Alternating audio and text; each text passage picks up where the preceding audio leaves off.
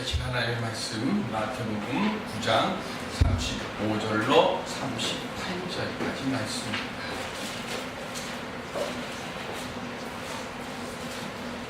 마태복음 9장 35절로 38절. 예수께서 모든 도시와 마을에 두루 다니사 그들의 회당에서 가르치시며 천국 복음을 전파하시며 모든 병과 모든 약한 것을 고치시니라. 그들을 보시고 불쌍히 여기시니 이는 그들이 목자 없는 양과 같이 고생하는 것이니라. 이에 제자들에게 이르시되 추수할 것은 많되 일꾼이 적으니 그러므로 추수하는 주인에게 청하여 추수할 일꾼들을 보내 주소서 하라 하시니라. 아멘. 옆에 분들과 함께 인사 나누시기 바랍니다. 주 안에서 더욱 감사한 여인에 받아가십시오.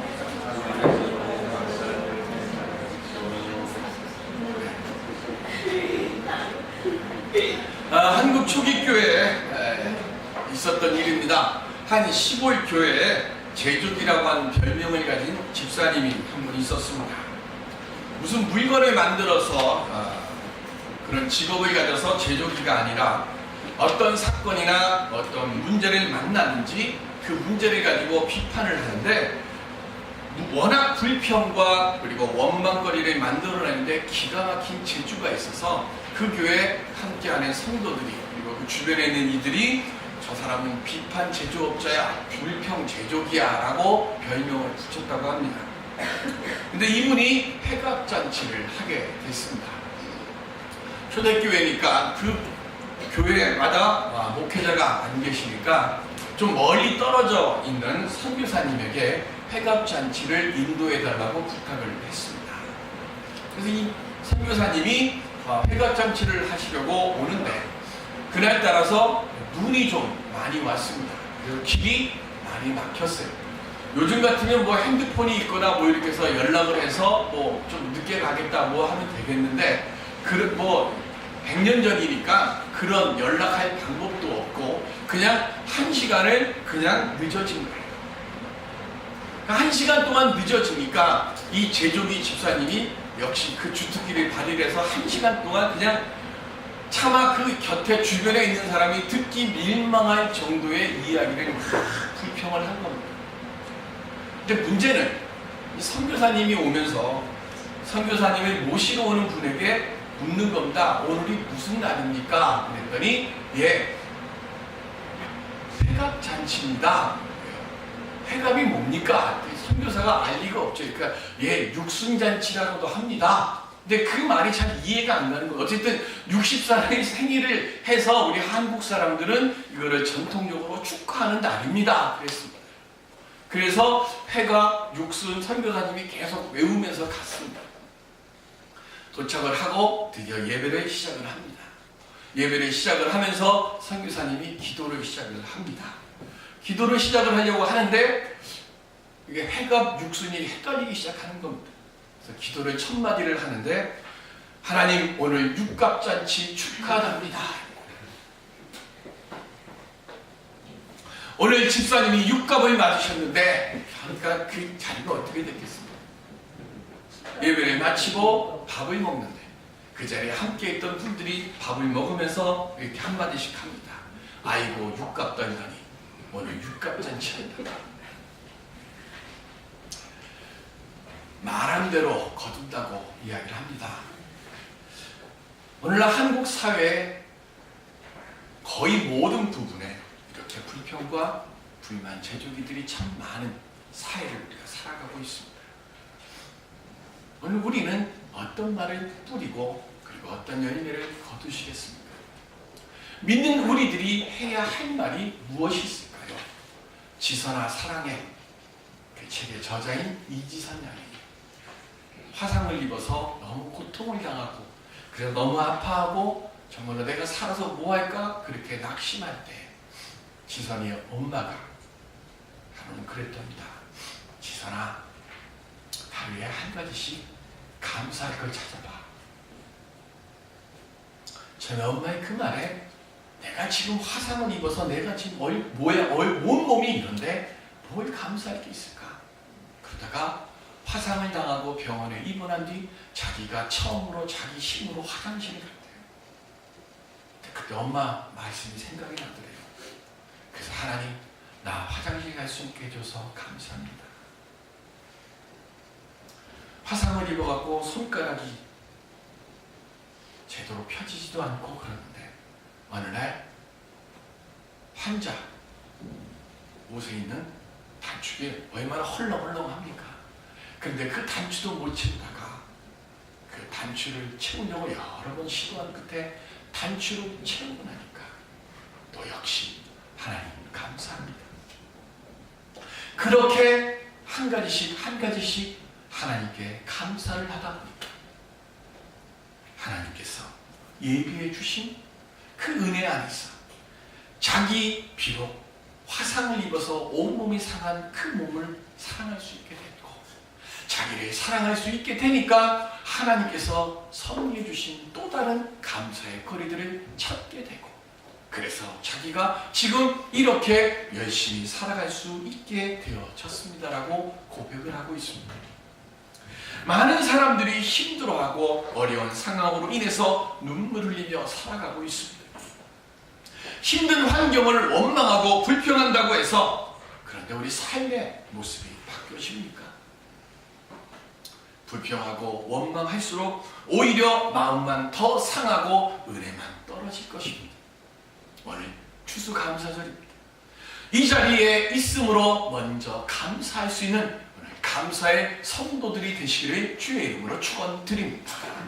지금 이 순간부터 내가 감사의 제목을 찾아서 하나님께 감사드리며 감사의 그릇을 더 크게 만들어 가려고 할 때 하나님께서 반드시 2014년도 추수감사절에는 우리의 가정과 우리의 교회에 더 크고 더 풍성하고 더 아름다운 감사로 채워주실 줄로 믿습니다.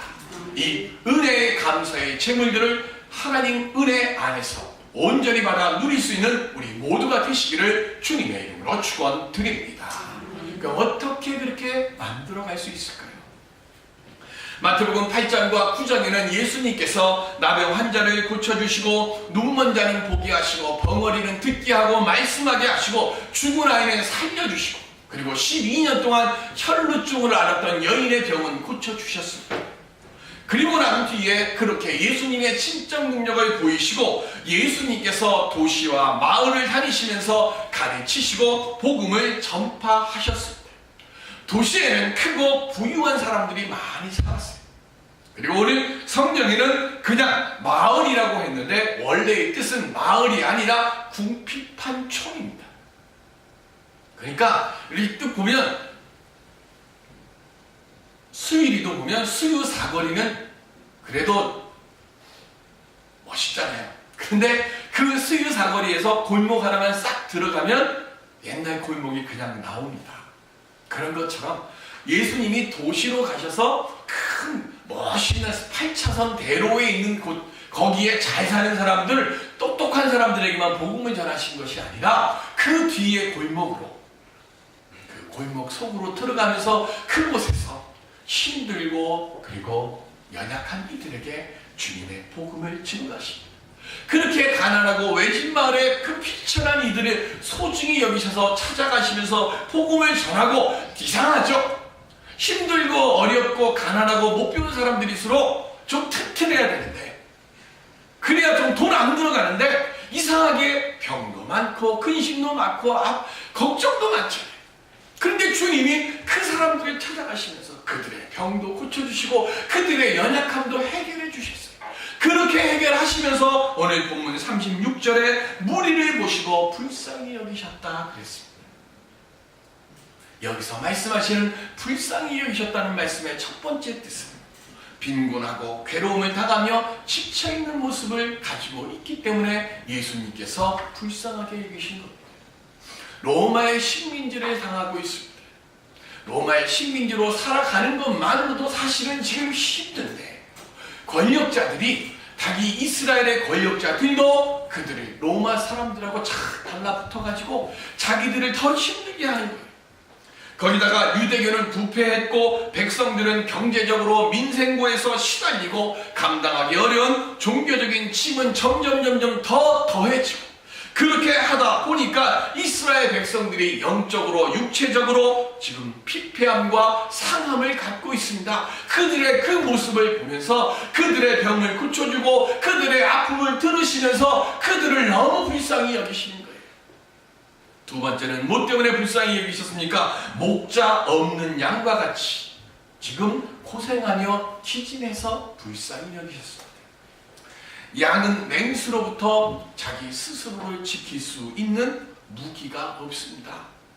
뭐 발이 빠르든지 아니면 쥐나 뭐 이것처럼 조금 해갖고 구멍을 탁 파가지고 땅속으로 들어가든지 아니면 나무를 잘 타는 기술이 있어서 나무 위로 도망을 가든지, 그렇다고 얘가 똑똑해갖고 길을 잃어버리면 내가 어디로 길을 잃어버렸다, 내 집이 어디지 하고 찾아갈 수 있는 능력도 없고, 정말로 그냥 저 수풀에 하나 탁 던져지면 그냥 앉아서 죽을 수밖에 없는 연약한 것이 양입니다. 그런데 이 양이 살아갈 수 있고 그리고 생명을 얻을 수 있는 조건이 딱 하나 있습니다. 뭡니까? 목자가 있으면 됩니다. 목자가 있으면, 목동이 있으면 짐승이 오면 목동이 쫓아내주고, 그리고 배고프면 먹을 수 있는 풀 있는 곳으로 인도해주고, 목마르면 쉴만한 물가로 인도해 주는 것이 이게 목자입니다. 그래서 여호와는 나의 목자시니, 그 말씀 아니에요. 그러니까 양은 철저하게 목자와 함께하면 그 삶을 지켜가는데, 지금 그 나라가 망한 그때에 이 이스라엘 백성들, 가난하고 부족하고 그리고 배운 것 없는 이들에게 있어서 목자는 누가 돼줘야 돼요? 그 땅을 이끌어가는 그 땅의 종교적인 그 지도자들, 정치 지도자들, 부유한 자들이 그들의 목자가 되어서 그들을 지켜주고 그들에게 필요한 것들을 주어야 하는데, 이건 거꾸로 그 목자들 그들이 양들을 때리고 학대하고 그들을 잡아먹으려고 호시탐탐 노리고 있으니까 그 모습을 보시고 예수님께서 그들을 불쌍히 여기시는 겁니다. 이 불쌍히 여긴다고 하는 말씀의 원뜻은요, 내장과 창자가 뒤틀릴 정도로 아파한다는 것을 말합니다. 예수님께서 그 백성들의 고통을 보시고 그들의 고통을 내가 함께 나누지 않고는 내가 견딜 수 없구나 하는 그 마음을 가지고 그들을 지금 불쌍히 여기시는 겁니다. 그러시면서 오늘 본문에 추수할 것은 많은데 일꾼이 적다고 말씀하십니다. 영육간에 피폐한 사람들이 많고 그들에게 복음을 전해야 할 시간이 지금 바로 지금이라는 거예요. 소망 없이 살아가는 사람, 병들고 허약해서 외롭게 살아가는 사람, 복음을 받지 못해서 구원을 얻지 못하고 세상을 떠나가야 할 그런 사람들, 그래서 그런 사람들이 많아서 그들에게 가서 복음을 전해야 하는데 복음을 전할 일꾼이 부족하다는 겁니다. 지금 본문에 나오는 모습처럼 추수할 것은 많되 일꾼이 적으리라고 하는 이 말씀 속에 담겨있는 건, 농사를 짓지는 않았지만 들녘에 이렇게 가보면 이제 손 안 대면 이 쌀의 알곡들이 이렇게 떨어질 것 같이 그만큼 완전히 막 익은 때가 보인다고 합니다. 농사들 져보셨습니까? 딱 보면 추수할 때가 있답니다. 그래서 추수를 해야 이게 안 떨어질 때 이렇게 한대죠. 매실도 마찬가지로 사실은 우리가 지금 매실 청 먹는 거 사실은 다 독약 먹는 겁니다. 매실은 완전히 익은 것을 먹으면 우리에게 약이 되는데, 보통 매실을 완전히 익은 다음에 따면 이게 퍽퍽해져 가지고 매실이 상품성이 없어져 그래요. 그래서 어떻게 하는가 하면 매실이 익기 전에 아직 파란색이 있을 때 그때 따요. 따가지고 장사꾼들이 상품 좋아 보이게 만들려고 그걸 따서 그걸 가게에 내놓는 겁니다. 그런데 그걸 그대로 놓으면 매실은 파랄 때는 우리를 죽일 수 있는 독을 품고 있어요. 매실청을 언제 담그냐면요, 사갖고 일주일 정도 내가 놔둬야 돼요. 그래서 얘가 누렇게 완전히 익었을 때 그때 매실청을 담가야 우리의 약이 되는 건데 보통 성격 급하죠. 저도 그거 알고 나서 아이고 맨날 매실청 그냥 그 시퍼런 거로 담가 먹었는데 그 생각이 확 나는 거예요. 추수할 때는 그렇게 된 거를 추수를 해서 놔뒀다가 탈곡하면 완전히 익어서 우리가 먹게 되는 거고요. 완전히 익었을 때는 낫을 되면 이게 나달들이 떨어진다는 거예요. 지금 예수님이 하시는 말씀이요 완전히 익은 거예요. 그래서 낫만 딱 되면 이게 그냥 알곡들이 나달들이 땅바닥에 떨어질 만큼 지금 그렇게 시간이 촉박하고 급박한데 문제는 그들에게 가서 낫을 된 일꾼이 부족하다는 겁니다. 그래서 제자들에게 그 추수할 일꾼들을 보내달라고 기도하라는 겁니다. 일꾼들은 특유한 사람들입니까? 기독교 신학자들은 이렇게 얘기를 합니다. 1세기 초대 교회의 역사는 한마디로 지극히 평범한 사람들이 하나님의 능력에 사로잡힌 바 되어 세상을 변화시키는 이야기라고 말했습니다. 능력이 있어서 일꾼이 되는 게 아니라 일꾼으로 부름을 받고 일꾼이 되고자 내가 하니까 하나님께서 그 일을 할 수 있는 능력을 주셨고 그 능력을 받아서 초대교회의 그 거룩한 역사를 만들었다는 겁니다. 그 능력의 근거가 되는 하나님의 말씀이 있습니다. 함께 보실까요? 히브리서 5장 7절 시작. 그는 육체에 계실 때 자기를 죽음에서 능히 구원하실 이에게 심한 통곡과 눈물로 간구와 소원을 올렸고 그의 경건하심으로 말미암아 들으심을 얻었느니라. 아멘. 예수님께서 간절한 기도를 통해 우리들도 하나님께 빌 수 있는 은혜와 능력을 얻었고 그 은혜와 능력으로 말미암아서 우리가 주의 일을 행할 때 그 일을 감당할 수 있는 능력을 허락받게 된다는 말씀입니다. 우리 모두는 스스로 절대로 고치거나 없앨 수 없는 죄와 그리고 죄의 상처를 가지고 살아갑니다. 그래서 죄짐에 눌려서 어찌할 바를 모를 때 그때 우리가 오늘 예수님의 이 기도의 힘을 얻어서 주님 앞에 나올 때 그때 용서함 받고 회복됨을 얻게 되어지는 줄로 믿습니다. 내가 온전해서 일꾼이 되는 게 아니에요. 나는 부족하고 죄의 허물 속에 사는 사람입니다. 그러나 주님께서 나를 대신해서 나를 위해서 그렇게 뜨겁게 기도하시고 간구하시며 그 은혜의 힘을 얻어서 오늘 우리가 지금 주님 앞에 나오는 거고 그래서 주의 일꾼이 되는 겁니다. 그런데 이 주의 일꾼 된 우리들이 가져야 될 자세가 있습니다. 그 자세가 뭔가 하면 하박국서 3장 1절 말씀입니다. 함께 하실까요? 시작. 시기오롯에 마친 선지자 하박국의 기도라. 아멘. 시기오롯이라고 하는 이 말은 십가요니라고 하는 말과 동일한 말입니다. 악기라고 하는 악기의 이름이라고도 하기도 하고 그리고 원래의 뜻은 열광적으로 열정적으로 부르는 노래라고 하는 뜻입니다. 하박국은 고통의 시대를 살았던 선지자입니다. 쉼없이 외적의 침입을 받았고 질병이 온 나라에 퍼지고 농사를 지으면 다른 나라 사람들이 쳐들어와가지고 농사 추수한 것 기가 막히게 하래. 추수해서 막 거두면 거두자마자 와가지고 그걸 다 뺏어갑니다.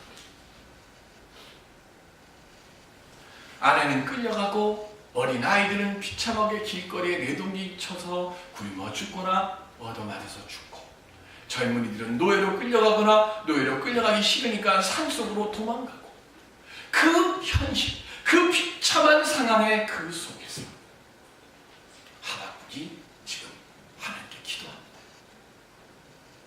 하박국의 이름의 뜻은 포용하다, 껴안는다라는 뜻입니다. 선지자들의 이름과 선지기 예언서를 보면 그 말씀의 뜻을 쉽게 이해합니다. 하박국은 그 이름처럼 그 나라의 고통을 껴안고 하나님께 기도드립니다.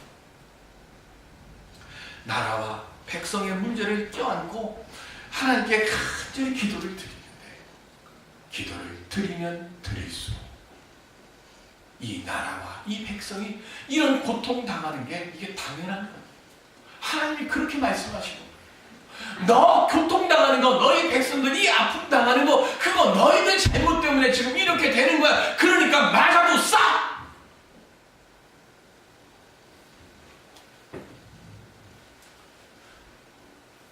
일본 사람들 보면 괜히 화나죠. 뭐 아베가 무슨 한국 사람들을 뭐라고 그랬다고 그랬죠? 어리석은 뭐 백성이라고 그랬네. 속에서는 하나님 좀 벼락 한번 좀 그렇게 좀 때려주십시오. 이게 우리 마음이죠. 북한에 예수 믿는다는 조건으로 수용소로 끌려가고 고난당하는 그 사람들을 보며 그들이 핍박하는 그들에게 하나님 좀 저 사람들 그냥 내버려 두십니까? 그렇게 기도하고 싶어요. 하박국도 처음에는 그렇게 기도했어요. 하고 싶었을 거예요. 그런데 지금 누구 때문에 이렇게 된 거야 라고 그 이야기를 듣는데 하박국이 그래서 하나님 저들을 하려고 하는데 입이 딱 막혀요. 뭐라고 그러십니까? 그들을 위해서 기도하라. 죽어 막당한 그들을 위해서 그들을 껴안고 기도하라. 근데 기도하려고 하는데 기도가 안 돼요. 너무 힘들어요. 그러니까 하나님께서 뭐라고 그래요? 시가 오는 시간에 맞추어서 기도하는 거. 그냥 기도하려고 하는데 기도가 안 되니까 시가 온 시라고 하는 그 악기를 치면서 그 악기의 소리에 맞추어서 나는 못하는데 하나님께서 기도하라고 하니까 그거에 감사해서 기도하라는 겁니다.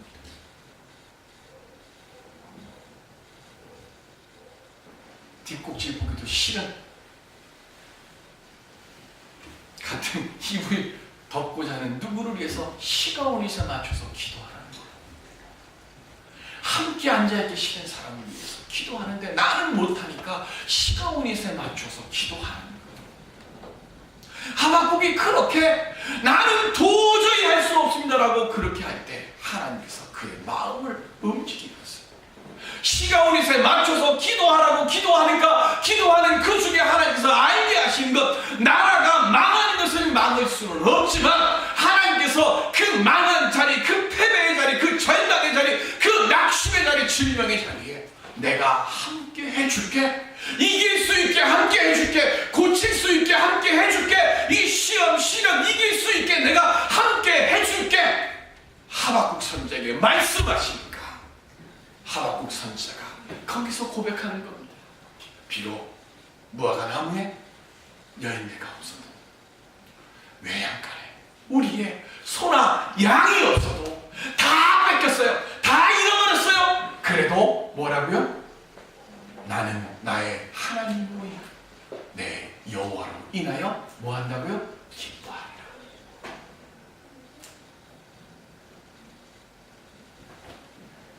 추수감사절을 맞았습니다. 우리 만남의 모든 교우 여러분들, 시가 온 시에 맞춰 하나님께 기도하시는 심령들 되시기를 바랍니다. 하나님이 여러분들과 우리와 그리고 우리의 일터 위에 역사하여 주실 것입니다. 내가 껴안고 포옹하고 기도할 때 하나님께서 나를 변화시켜 주시고 나와 함께하는 우리의 모든 삶의 문제들을 복으로 바꾸어 주실 줄로 믿습니다. 이 은혜의 추수감사절을 만들어가는 우리 모두가 될 수 있게 주님의 이름으로 축원드립니다. 기도합니다.